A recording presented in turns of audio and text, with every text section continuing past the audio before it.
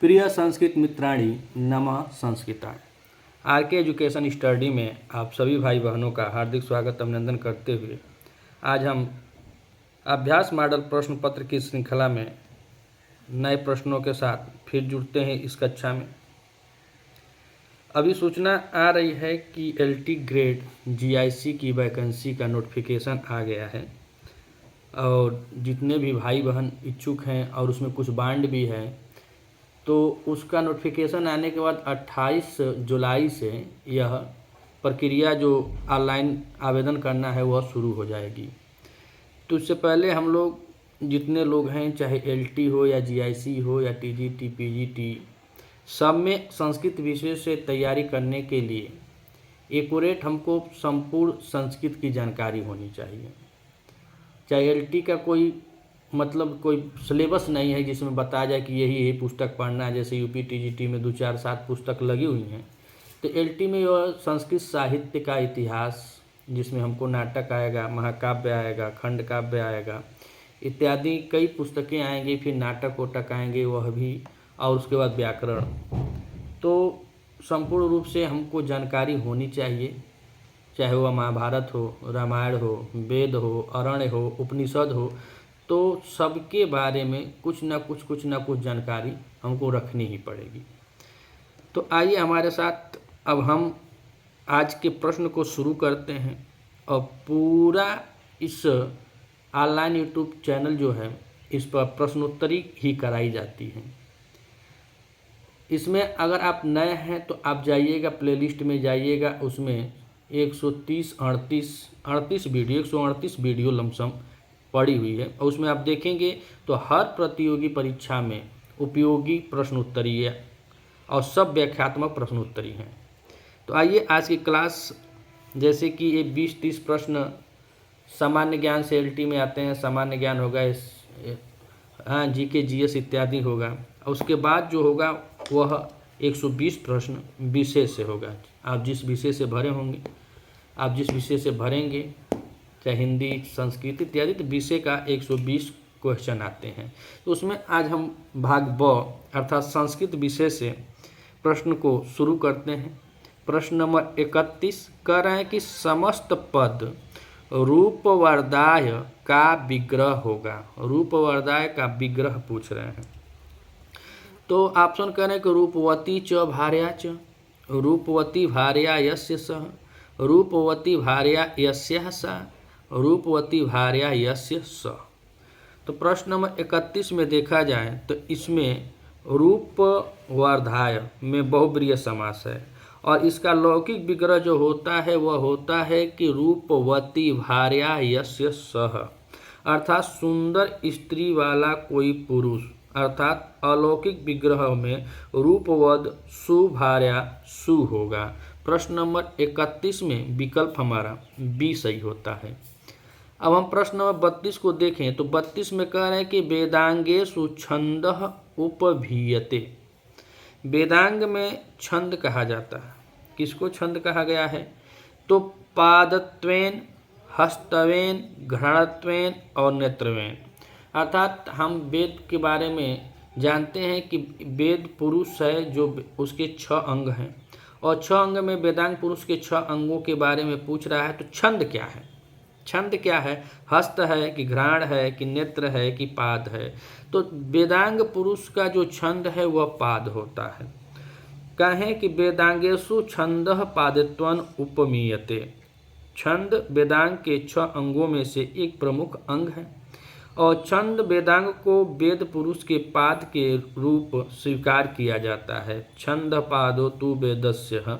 तो वेद को छंदोमयी वाणी कहा जाता है, और वेद मंत्रों की शुद्धता हेतु उनके लयबद्ध उच्चारणार्थ ज्ञान आवश्यक है। यदि छंद शास्त्र का ज्ञान न हो तो मंत्रों का समुचित फल प्राप्त नहीं होता है। छंद शास्त्र में अक्षरों की संख्या निश्चित होती है, उसे छंद कहते हैं। इस प्रकार सभी वैदिक छंद वर्णिक होते हैं। इनकी गणना मात्राओं में नहीं अपितु वर्णों में होती है। वेदों में छंदों का प्रयोग किया गया है, जिसमें 7 छंद प्रमुख हैं।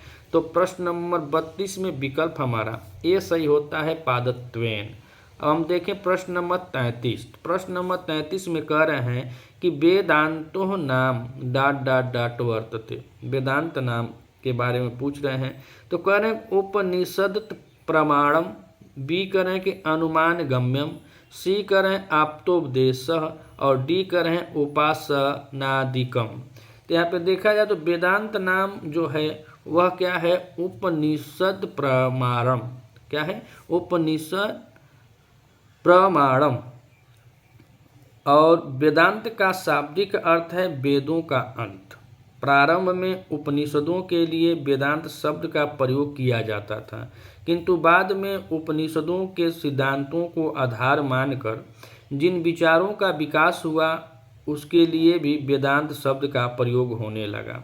उपनिषद वेद के अंत में आते हैं और वेद में सर्वप्रथम ऋग्वेद, यजुर्वेद, सामवेद, अथर्ववेद, ब्राह्मण, अरण्य के बाद उपनिषद आते हैं। अतः इस साहित्य के अंत में आगे के कारण उपनिषद को वेदांत कहते हैं और इस प्रकार उपनिषद वेदों का अंतिम भाग है।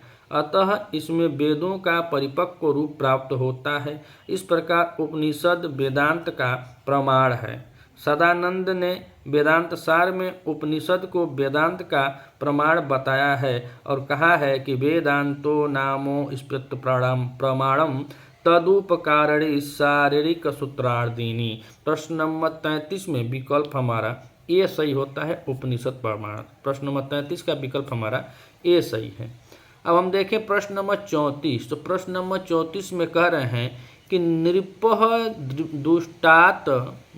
दुष्टात् रक्षति इत्यत्र आपादानम केन सूत्रेण विधीयते। इसमें आपादान किस सूत्र से हुआ है, तो रक्षा और भय दोनों के लिए सूत्र जो होता है तो वही पूछ रहे हैं। तो ऑप्शन ए में कह रहे हैं कि पराजेर सोढ़ से होता है, कि भी अर्थानाम भय हेतु से होता है, कि वाराणाम अर्थानिक्षिप्त से होता है, कि विभाषा गुणे स्त्रियाम से होता है। तो नृप दुष्टाम रक्षति यानी राजा दुष्टों से कह रहे हैं कि राजा की रक्षा किया जाए। तो यहाँ पे भी अर्थानाम भय हेतु से पंचमी विभक्ति होती है। आपादान केन सूत्र, तो आपादान में पंचमी होती है और सूत्र पूछ रहा है तो भित्रार्थाना भय हेतु। प्रश्न नंबर 34 का विकल्प हमारा बी सही होता है। प्रश्न नंबर 35 और 35 में कह रहे हैं कि गुण संज्ञा विधायकम सूत्रम किम। गुण संज्ञा विधायक है। पहले तो यहाँ पे संधि और संज्ञा यह दो चीज़ बहुत सावधानी से पढ़ना पड़ेगा, ध्यान देना पड़ेगा। ध्यान देने वाली बात ही है, हड़बड़ी में ओवर कॉन्फिडेंस में ऐसे ऐसे प्रश्न गलत हो जाते हैं। तो यह कह रहे हैं कि गुण संज्ञा, जिसको बहुत तेजी होगी, बहुत चालाक जो होते हैं वह तुरंत गुण संधि ठोक देंगे, पढ़ ही नहीं पाएंगे। तो प्रश्न को पढ़ना भी अति आवश्यक है कि गुण संज्ञा विधायकम सूत्रम किम। गुण संज्ञा विधायक है, देखिए दे रहा है वृद्धिरेची है कि आद गुण है, कि अक सवर्ण दीर्घ है, कि आदेंग गुण है।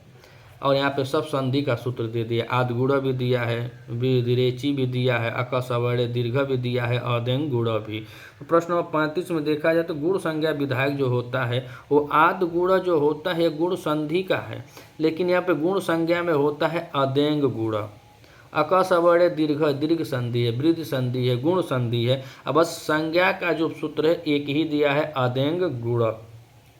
और यह अदेंग गुण होता क्या है, तो उसमें बताया जाता है कि अत एंग च गुण संज्ञा स्यात्, अर्थात अंत के स्थान पर एंग हो जाता है यदि उसकी गुण संज्ञा होती है। पूर्व में अ या आ वर्ण हो और पर में या बाद में ह्रस्व या दीर्घ री ई री और ली वर्ण आया हो तो पूर्व वर्ण और पर वर्ण दोनों मिलकर एक गुण वर्ण हो जाते हैं और वहाँ पे होता है क्या, ए ओ और व अल हो जाते हैं।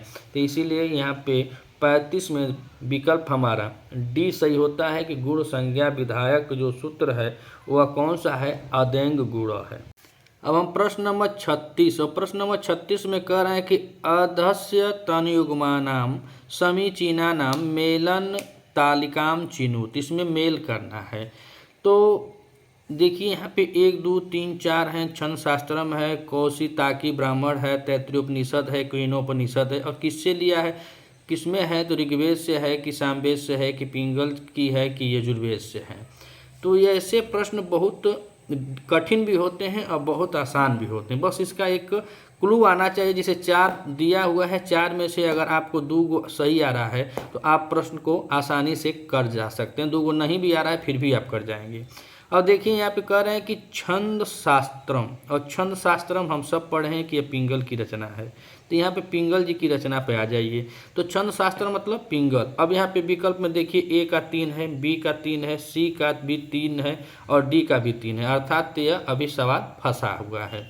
अब दूसरा आप कहें कि चारों ऑप्शन में दे दिया है कि 3 3 3। अब दूसरा कह रहे हैं कि कौशिताकी ब्राह्मण, और कौशिताकी ब्राह्मण यह ऋग्वेद से लिया गया है। किससे, ऋग्वेद से। अब हम 4 विकल्प में फिर देखेंगे तो ए में देखिए दूसरा में 2 है यानी कि कट गया। तीसरा में देखिए तो बी में कह रहा है कि चौथा है, यह भी कट गया। और डी में कह रहा है कि दूसरा है, यह भी कट गया। बस तीनों विकल्प कट गए। एक ही बचा कि कौशिताकी ब्राह्मण में यानी कि बी पर क्या होना चाहिए, एक। विकल्प हमारा कौन सा सही निकल गया, यहाँ पे सी अपने आप। 2 हम नहीं जान रहे फिर भी, अभी 2 नहीं जाने फिर भी निकल गया। तो ऐसे ही प्रश्न की जानकारी और उत्तर देने की कुछ अनुभव होना चाहिए कि कैसे हम दे। 2 जान रहे थे, 2 से निकल गया। अगर इसमें यह नहीं जानते, यह भी अगर जानते कि केनोपनिषद किससे है तो यह सामवेद से है। तो यहाँ पर भी देखिए यहाँ पे 2 दिया है, यहाँ पे 2 1 दिया, तो ऐसे ये प्रश्न भी अधिकांशतः हल हो जाते हैं। और तैत्तिरीय उपनिषद यजुर्वेद से है। तो प्रश्न नंबर 36 में विकल्प हमारा सी सही होता है। अब हम प्रश्न नंबर 37 और 37 में पूछ रहे हैं कस्य वेदस्य आरण्यकम न प्राप्यते। अच्छा, किस वेद का आरण्य नहीं प्राप्त होता है, सामवेद का कि अथर्ववेद का कि यजुर्वेद का कि ऋग्वेद का। 4 वेद दिए हैं, तो इसमें देखा जाए तो आरण्य प्राप्त नहीं होता है तो अथर्ववेद का नहीं होता है। किसका नहीं होता है, अथर्ववेद का। अथर्ववेद का कोई भी आरण्य उपलब्ध नहीं है। ऋग्वेदीय आरण्य ऐतरेय आरण्य है, शाखायन आरण्य है। यजुर्वेद का देखा जाए तो यजुर्वेदीय आरण्य है, बृहदारण्य आरण्य और तैत्तिरीय आरण्य है, और मैत्रायणी आरण्यक, समावेदी आरण्यक और तवलकार आरण्यक, छंदोग्य आरण्यक। इस तरह से सबके आरण्यक हैं, लेकिन आरण्यकम किसका नहीं है तो अथर्ववेद का। प्रश्न नंबर 37 का विकल्प हमारा बी सही होता है। हम प्रश्न नंबर 38 को देखें तो 38 में कह रहे हैं कि कर्मणायम भी प्रेति इत्यत्र किम कारकम। कर्मणायम भी प्रेति और उसके बाद कौन सा कारक है, कर्म कारक है कि करणम है कि संप्रदानम है कि अधिकरणम है। तो संप्रदानम जो होता है कि दान देना, किसी को दान देकर आप जिसको पूर्ण रूप से संतुष्ट कर दे रहे हैं। जैसे होता है कि दानस्य कर्मणायम भी प्रेति स संप्रदानम स्या, अर्थात दान जो क्रिया है उस क्रिया के द्वारा अगर कर्ता किसी के साथ करता है तो उसकी संप्रदान संज्ञा होती है। किसी वस्तु से अधिकार का समापन कर दूसरे को उस वस्तु का अधिकार देना संप्रदान होता है। प्रश्न नंबर 38 में विकल्प हमारा सी सही होता है, संप्रदान कार्यक्रम हो जाएगा। अब हम प्रश्न नंबर 39 और 39 में कह रहे हैं कि द्वियमुनम इत्यत्र क समास। ये तो आसान है, बहुत बार सब लोग पढ़े होंगे। इसमें एक सूत्र आता है नदीभिश्च, और नदीभिश्च जो सूत्र होता है तो नदीभि संख्या समस्यते यानी समाहारे चायमिष्यते द्वियमुनम अर्थात संख्यावाची सुबंतम नदीवाचक सुबंतों के साथ अव्ययी भाव समास को प्राप्त होता है। यह समाहार अर्थ में ही इष्ट है। द्विमुनियम का लौकिक विग्रह देखा जाए तो द्यो यमुनयो समाहारम द्वियमुन यानी कि 2 यमुनाओं के धारा का समूह, और लौकिक विग्रह होता है द्विओस प्लस जमुना है ओस। प्रश्न नंबर 39 में विकल्प हमारा सी सही होता है कि अव्ययी भाव समास होता है। अब हम प्रश्न नंबर 40 को देखें तो 40 में कह रहा है कि विपरीत गुरुः प्राज्ञ विद्याम यथेव तथा जड़े युक्ति कस्मिन् नाटक आयाति। अर्थात यह जो युक्ति है विपरीत गुरु प्राज्ञ विद्याम अथेव तथा जड़े, ये किस नाटक में आती है। तो कह रहे हैं कि महावीर चरितम, और कह रहे हैं मालती माधवे, मालविका अग्निमित्रे और उत्तरामचरितम। अगर देखा जाए तो यह जो 3 रचनाएं हैं, यह 1 बी और डी वाली, यह तीनों के तीनों नाटक है। महाकवि भवभूति विरचित है, उत्तरामचरितम में भगवान के 12 वर्ष बाद का वहाँ पे वर्णन किया गया है और महावीर चरितम में 12 वर्ष पहले का वर्णन किया गया। और मालती माधव, ये तीनों रचनाएं संस्कृत साहित्य में मात्र इनकी 3 रचनाएं हैं और तीनों रचनाएं नाटक मिलती हैं। और यह जो चौथा दिया है, तीसरा ऑप्शन पर दिया है मालविका अग्निमित्रम, यह महाकवि कालिदास द्वारा विरचित एक नाटक है। प्रश्न नंबर 40 में देखा जाए तो यह युक्ति आती है उत्तरामचरित में। उत्तरामचरित में बताते हैं कि बीतरानी गुरु प्राज्ञ विद्या तथैव तथा जड़े। और उत्तरामचरितम में भभूति की उत्तरामचरितम जो है 7 अंकों का करुण रस प्रधान नाटक है। इसके नायक राम हैं तथा नायिका सीता जी हैं। और उपयुक्त उक्ति उत्तरामचरित नाटक के द्वितीय अंक का चौथा श्लोक है, जो कि अब यूपी टीजीटी को अगर देखा जाए तो यूपी टीजीटी में हमें तीसरा अंक है, जो छाया अंक है उसको पढ़ना है, लेकिन यह जो सूक्ति आ गई है, यह जो सूक्ति है यह द्वितीय अंक का है और द्वितीय अंक का कौन सा है, चौथा श्लोक है। प्रश्न नंबर 40 में विकल्प हमारा डी सही होता है। अब प्रश्न नंबर 41 में देखें तो श्रुतेरिवार्थ अस्मृतं गच्छतः इत्यस्ति, मन यह कहाँ है, रामायण में है कि महाभारत में है कि रघुवंश में है कि बेड़ी संहार में है। तो यहाँ पे देखा जाए तो श्रुतिरेवार्थ अस्मृति गच्छतः इति रघुवंश महाकाव्य में है। रघुवंश महाकाव्य महाकवि कालिदास द्वारा विरचित 19 सर्गों वाला यह महाकाव्य है। इसमें 31 राजाओं का वर्णन, रघुवंशीय 31 राजाओं का वर्णन मिलता है, जिसमें भगवान रामचंद्र जी के वंशज थे, राजा रघु हैं और दिलीप और सुदक्षिया के से यह कहानी शुरू होती है। रामायण आप सभी जानते होंगे और महाभारत भी आप जानते हैं, वेदो व्यास जी की रचना है, रामायण वाल्मीकि जी की रचना है, बेड़ी संहार भट्ट नारायण की रचना है। और कह रहे हैं कि श्रुति स्मृति यह बताया गया है कि इसमें रघुवंश में, और रघुवंश में 19 सर्ग हैं और श्रृंगार प्रधान लघुत्रयी महाकाव्य है।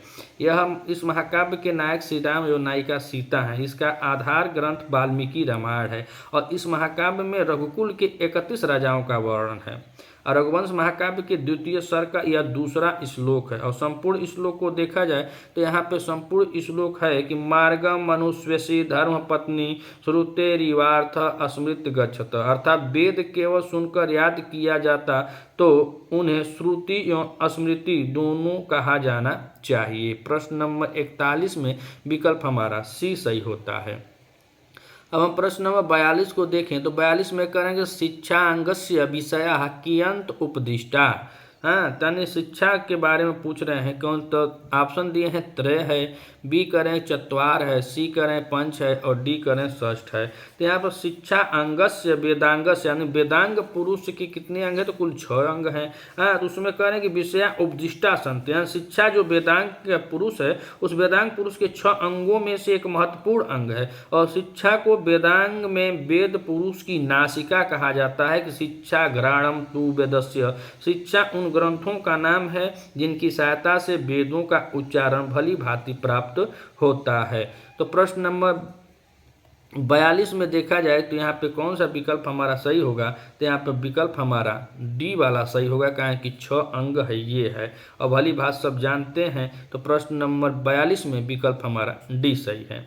अब हम प्रश्न नंबर 43 और 43 में पूछ रहे हैं कि महाभारतस्य अष्टासु पर्वसु इदम द्वादशतम भवति। अच्छा, महाभारत में जब 18 पर्व हैं तो 12वां पर्व कौन सा है। तो प्रश्न नंबर 43 में देखा जाए तो महाभारत में कुल कितने पर्व हैं, 18 पर्व हैं। और 18 पर्वों को अब देखिए, यह अगर LT ग्रेड का इसी तरह पेपर पूछा जाएगा, महाभारत में बाहर से पूरा जानकारी होना चाहिए। अब कितने पर्व हैं, 18 पर्व हैं, तो 18 पर्व 12वां पर्व कौन सा है, पहला पर्व का क्या नाम है। तो इस तरह से तैयारी हमको करनी पड़ेगी, तभी हम लोग अपने मंजिल तक पहुंच सकते हैं। तो कह रहे हैं कि महाभारत से अष्टासु 18 पर्व तो हैं और 18 पर्व में 12वां पर्व कौन है। तो पहला पर्व इसका होता है आदि पर्व, दूसरे पर्व का नाम है सभा पर्व, तीसरे पर्व का नाम है वन पर्व, चौथे पर्व का नाम है विराट पर्व, 5वें का उद्योग पर्व, 6वां है भीष्म पर्व, 7वां है द्रोण पर्व,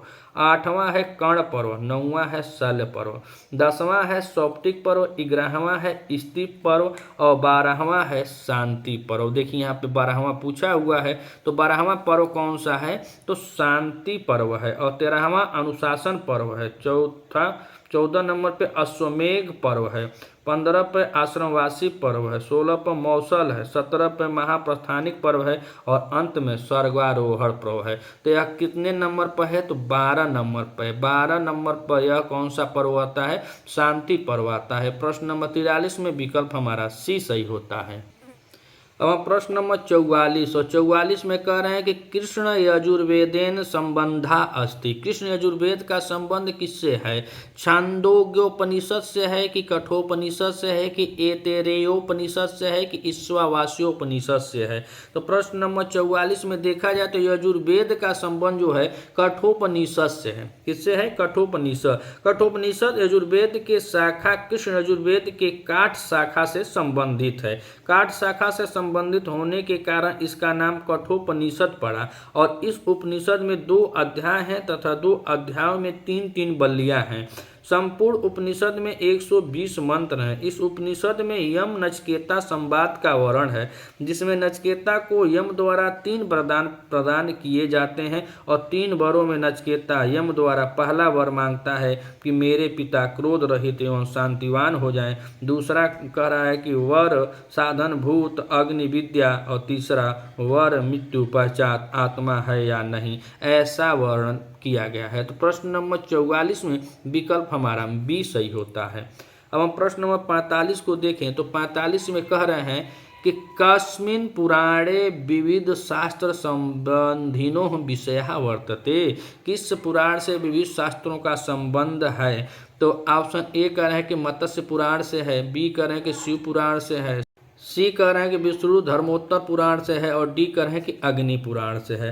तो यहाँ पे देखा जाए तो पुराण जो है पुराण 2 भागों में बांटा गया है। कौन सा? तो अग्नि पुराण। कस्मिन पुराण है तो अग्नि पुराण, और अग्नि पुराण जो है वह 2 भागों में बांटा गया है। पहला है महापुराण, दूसरा है उप पुराण। तो महापुराणों को संख्या में देखा जाए तो 18 है, जबकि उप पुराणों की संख्या 31 है। अग्नि पुराण में देखा जाए तो अग्नि के द्वारा वशिष्ठ को उपदेश दिए जाने के कारण इसका नाम अग्नि पुराण पड़ा। यह पुराण अपने विषय वैद्विक के कारण अष्टादश पुराणों में सर्वाधिक महत्वपूर्ण है। इस पुराण में अष्टदश विद्याओं का वर्णन किया गया है। इस पुराण में विष्णु अवतार का वर्णन है और इस पुराण में लक्षण विषयों के अतिरिक्त विषयों का वर्णन किया गया है, जिसमें भूगोल है, गणित है, ज्योतिष है, रामायण है, महाभारत है, व्याकरण है, काव्य शास्त्र है, विवाह है, शकुन विद्या है, वस्तु विद्या है, दिनचर्या है, नीति शास्त्र है, युद्ध विद्या है, धर्मशास्त्र है, कोश निर्माण है, छंद है, आयुर्वेद आदि। इस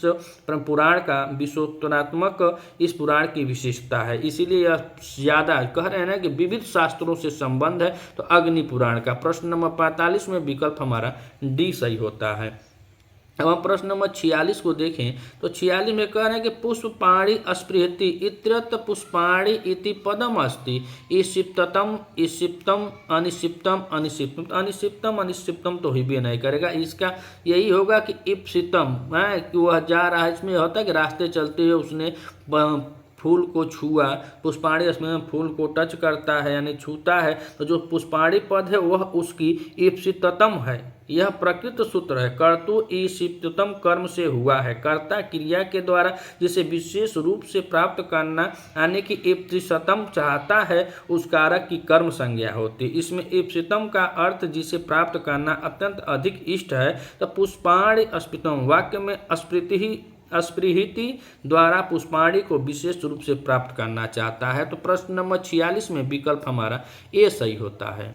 अब हम प्रश्न नंबर 47 और 47 में देखें तो कह रहे हैं कर्मधारय संज्ञा भवति। कर्मधारय संज्ञा होती अव्ययी भावस्य में कि समानाधिकरण तत्पुरुष में, कि असमानाधिकरण तत्पुरुष में, कि समानाधिकरण बहुव्रीहि।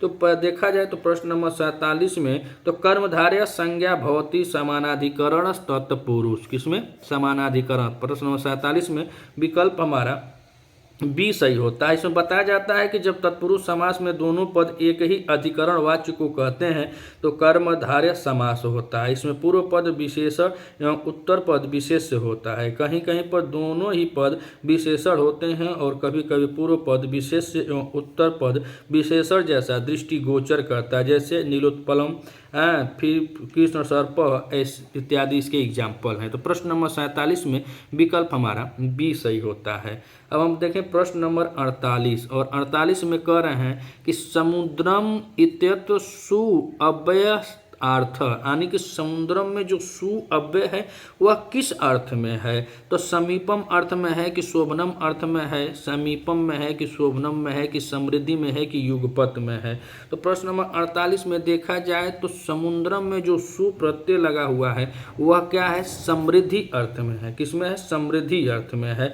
समुद्र का लौकिक विग्रह होता है मद्राणाम समृद्धि समुदम, यानी मद्र देशवासियों की समृद्धि। मोह में आम और सु इस लौकिक विग्रह में अव्यय विभक्ति समीप समृद्धि सूत्र समृद्धि अर्थ में वर्तमान सु अव्यय का मद आम इस अर्थ में सुबंत के साथ नित्य अव्ययी भाव समास होता है। तो प्रश्न नंबर 48 में विकल्प हमारा सी सही होता है। प्रश्न नंबर 49, और 49 में कह रहे हैं कि इत्थम भूत लक्षणे इति सूत्र उदाहरणम किम भवति। यह किस सूत्र का उदाहरण है। ऑप्शन ए जटाभिताप्स, इत्थम भूत लक्षणे का उदाहरण पूछे जटाभिताप्स जप मनु प्रावसतः, सी मासम कल्याणी, और डी करें लक्षणे तम भूताख्यान भाग विप्सापत्ति वरेवनम।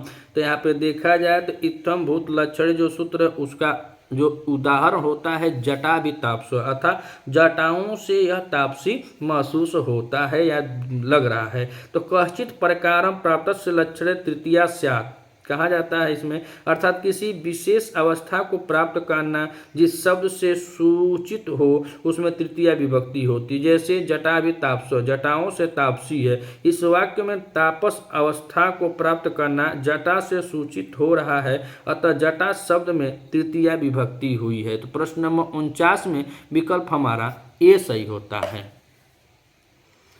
प्रश्न नंबर 50, और 50 में कह रहे हैं कि अद अस्तानाम समीचीनम उत्तरम चीनूत। इसमें उत्तर चुनना है समीचीन, और फिर वही आ गया है एक लाइन से कह रहे हैं कि सामवेद अजुर्वेद शुक्लवेद यश आदेश यश उपदेश ऐसा वेदोपनिषद, और आगे कह रहे हैं कठोपनिषद से है कि बृहदारण्यकोपनिषद से, तैत्तिरीयोपनिषद से कि केनोपनिषद से, और नीचे विकल्प दे दिए हैं। तो फिर हम लोग बहुत दिमाग लगाने की जरूरत नहीं, एगो दूगो तो हम लोग जानते ही हैं, तो एगो दूगो से हम लोग पहले देखेंगे। तो अगर देखा जाए तो इससे पूर्व इसी कक्षा में हमने बात की कि सामवेद से क्या है, केनोपनिषद है।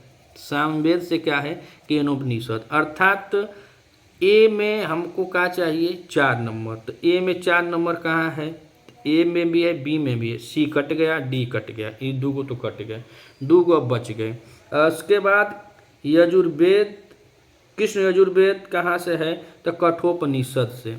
कठोपनिषद दूसरा का ए, और दूसरा का ए किसमें है, पहले में है, यानी कि यह भी कट गया बी कट गया, तो हमारा आंसर निकल गया। यहाँ पे देखिए दूगो हम जान रहे, दूगो हम नहीं जान रहे, फिर भी सामवेद किससे है, केनोपनिषद, सामवेद से केनोपनिषद है, और कृष्ण यजुर्वेद किससे है, कृष्ण यजुर्वेद से कठोपनिषद है। अब कह रहे हैं शुक्ल यजुर्वेद, और शुक्ल यजुर्वेद से अब 2 नंबर पा जाइए, यह हो जाएगा, और यह से इसमें 33 हो जाएगा। प्रश्न नंबर 50 में विकल्प हमारा ए सही होता है। प्रश्न नंबर 51, और 51 में कह रहे हैं कि जटायु रावण युद्धम रामायणस्य कस्मिन् कांडे। जटायु और रावण का युद्ध रामायण के किस कांड में है, अरण्य कांड में है कि सुंदर कांड में है कि किष्किंधा कांड में है कि बाल कांड में है। तो यहाँ पे देखा जाए तो जब हरण करके माता सीता का जो रावण ले जा रहा था तो जटायु जी महाराज थे, और उन्होंने सीता माता को बचाने के लिए युद्ध किया था, तो वह अरण्य कांड में है। किसमें है, अरण्य कांड में है। किष्किंधा कांड में तो बाली ओली जो अंगद के पिताजी बाली होते हैं, बाली की पत्नी तारामती होती है, इन लोगों के बारे में सुग्रीव गुरी में इन लोगों के बारे में आया है। तो जटायु रावण युद्ध रामायणस्य आरण्यक कांडे भवति। रामायण भारतीय जनमानस में मर्यादा पुरुषोत्तम के रूप में प्रतिष्ठित श्री राम की कथा है, और इस काव्य की रचना आदि कवि वाल्मीकि ने आदि काव्य के रूप में रामायण की रचना की है। रामायण 7 कांडों में विभक्त है, और ये 7 कांड में देखा जाए तो पहला कांड बाल कांड है, दूसरा अयोध्या कांड है, तीसरा अरण्यक कांड है, चौथा किष्किंधा कांड है, 5वां सुंदर कांड है, 6वां युद्ध कांड है, और 7वां उत्तर कांड है। जटायु रावण युद्ध रामायण के अरण्यक कांड में है, जटायु रावण युद्ध, रावण द्वारा सीता हरण के पश्चात सीता को ले जाते समय वायुमार्ग में हुआ था और इस समय रावण द्वारा जटायु की हत्या कर दी गई थी। तो प्रश्न नंबर 51 में विकल्प हमारा ए सही होता है। अब हम प्रश्न नंबर 52 और 52 में फिर तालिका वाला आ गया। कह रहे हैं कि अधोलिखिताम केन सह कस्य संबंध इति समीचीना तालिकाम चिन्हुत, कौन किससे संबंधित है यह हमको चुनना है। तो ऑप्शन ए कह रहे हैं कि माँ गृध कस्विदनम केनोपनिषद में है, उपाया उपदेश बृहदारण्यकोपनिषद से है, अथ शिक्षाम व्याख्यास्याम ईशोपनिषद है, या आत्मा हवारे दृष्टत्या मंतव्य श्रोतव्य निधिध्वासितव्य तैत्तिरीयोपनिषद में है। तो प्रश्न नंबर 52 में फिर हम लोग वही जुक्ति लगाएंगे, ये दो को तो अइबे करेगा। इसमें हम देखें तो यह जो माँ गृध कस्विदनम अर्थात ऑप्शन ए आता है ईशोपनिषद से। किससे? ईशोपनिषद से। अब हम लोग देखें कि कहाँ 3 दिया है। तब यहाँ पे देखिए ए में 3 नहीं है, सी में भी नहीं है और बी में नहीं है, मात्र एक के में है, ये है डी वाला। अर्थात इसका डी ऑप्शन ही सही हो जाता है। काहे कि यहाँ पे बहुत आसानी से इसमें भी नहीं है, इसमें भी नहीं, इसमें दूसरा देखने का कोई काम ही नहीं है। काहे कि हमारा आ गया ए में 3 और ए में 3 डी में ही, और अगर इसमें भी दिया होता तो और हम लोग ढूंढते, लेकिन ए में 3 दे दिया है। मगर फिर भी हम लोग चर्चा कर लेते हैं कि उपाया उपदेशा किस में है, तो यह केनोपनिषद में है। किस में है? केनोपनिषद से है। और अथ शिक्षा व्याख्या जो है वह तैत्तिरीय संहिता से है। और आत्मा हवा आर्य दृष्टव्या मंतव्य जो देखा जाए तो 21 बचा है बृहत्कोपनिषद से। तो इस तरह यहाँ पे देखा जाए तो प्रश्न नंबर 52 में विकल्प हमारा डी सही होता है। और यहाँ पे माना जाता है कि मंत्र श्रोतव्य निधित्या अस्तित्व विरण कांडोपनिषद माँ गृध कस्वधिरानम ईशोपनिषद के प्रथम मंत्र का भाग है और केनो उपनिषद के चतुर्थ खंड का सार ही उमा का संदेश है। शिक्षाम व्याख्यास्याम तैत्तिरीयोपनिषद की शिक्षा बल्ली का दूसरा श्लोक है। आत्मा वाडरे दृष्टव्यो मंतव्यो श्रोतव्यो निदित्य बृहदारण्यकोपनिषद से संबंधित है और बृहदारण्यकोपनिषद में आत्मा के स्वरूप का वर्णन है। प्रश्न नंबर 52 में विकल्प हमारा डी सही होता है। अब हम प्रश्न नंबर 53 और 53 में देखें तो कह रहे हैं कि महापुराणेषु न गण्यते, महापुराणों में किसकी गणना नहीं होती है। ऑप्शन दे रहे हैं कि एकाम्र पुराणम, ब्रह्म पुराणम, लिंग पुराणम और पद्म पुराण। तो पद्म पुराणम, ब्रह्म पुराणम और लिंग पुराण, ये सबका तो पुराणों में गणना होती है। नहीं हम लोग पढ़े तो इसी को नहीं पढ़े हैं कि एक आम्र पुराणम, इसकी गणना नहीं होती है। पुराण में इसकी गणना नहीं होती। क्या है कि पुराण वह विद्या है जिसमें सृष्टि, प्रलय, वंश, मनवंतर और वंशों की चरितावली का वर्णन है। जो तत्व भेद का प्रतिवाद है वही पुराण है। वेद का प्रतिवाद पुराण पुरुष ईश्वर सच्चिदानंद अखंड ब्रह्म है। अतः पुराण का भी प्रतिपाद है। महापुराण के प्रतिपाद विषय 10 हैं। सर्ग है, विसर्ग है, वृत्ति है, रक्षा है, अनंतर है, वंश है, वंशानुचरिता है, संस्था है, हेतु और आपाश्रय है। महापुराण की संख्या 18 मानी गई है। कुल महापुराण कितने हैं? 18 मानी गई है महापुराणों की संख्या। तो प्रश्न नंबर 53 में विकल्प हमारा ए सही होता है। अब हम प्रश्न नंबर 54 को देखें तो 54 में कह रहे हैं कि वाल्मीकि रामायणानुसारम दशरथस्य पुत्रे इष्टे यज्ञ पुरोहित आसीत्।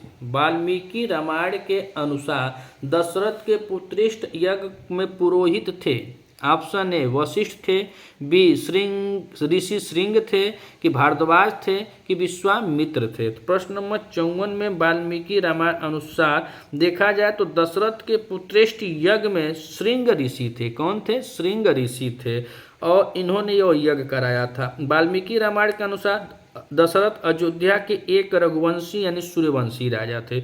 उनकी 3 पत्नियां थी, कौशल्या, सुमित्रा और कैकेयी। अंग देश के राजा रोमापद की दत्तक पुत्री शांता श्रृंग ऋषि श्रृंग की पत्नी थी।